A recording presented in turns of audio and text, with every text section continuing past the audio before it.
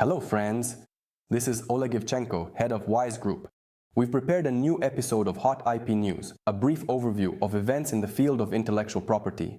In today's episode, the Ukrainian government has approved the intellectual property management policy in the defense industrial complex, a high-profile international dispute over the Twitter brand and the first patent law of the United States.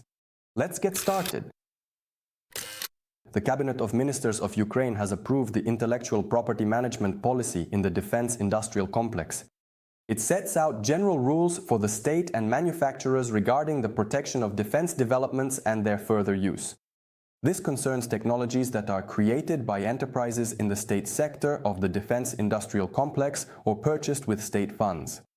The new policy is intended to provide clear rules for state customers and enterprises, how to manage rights to such developments, how to protect these technologies, and how to launch them into production more efficiently.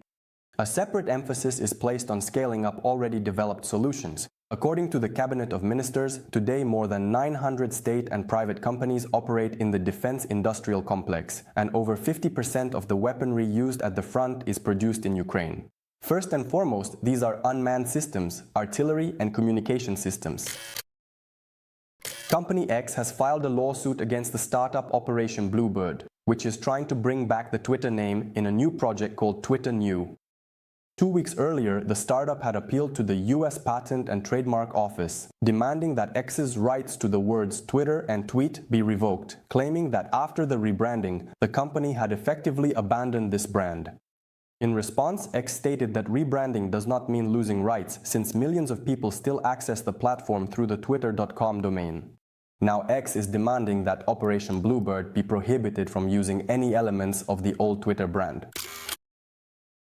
In April 1790, the first patent law came into force in the United States of America, signed by President George Washington.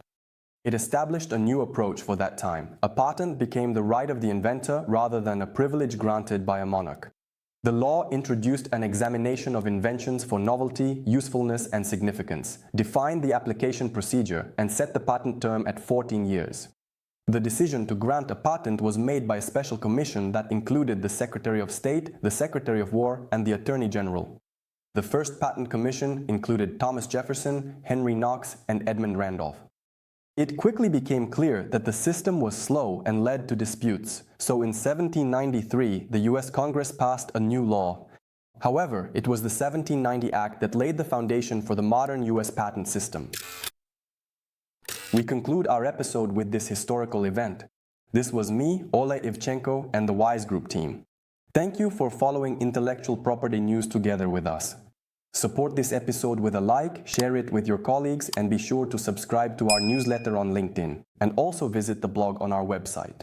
There we regularly publish more news, cases, and useful materials from the field of IP. See you in the next issue.